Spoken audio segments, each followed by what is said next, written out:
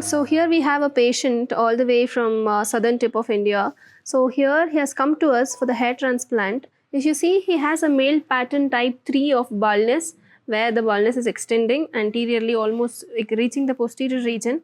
So we are doing as planned 3,500 follicles of hair transplant using FUE technique. So this is the planned area for the recipient area, that this is where the hair transplant will be done. Whereas if you see from where we take the donor hair follicles, please pen down, over here in the back of the occipital region. So here is where in a strip of place we will be taking all the follicles in a dispersed area. So the density will become less, but the hair follicles existing will also be maintained. Few of the hair follicles, that is 3,500, will be taken and here it will be transplanted. So this is the technique that we are doing today. So that is called FUE technique, that is follicular unit extraction method. Thank you.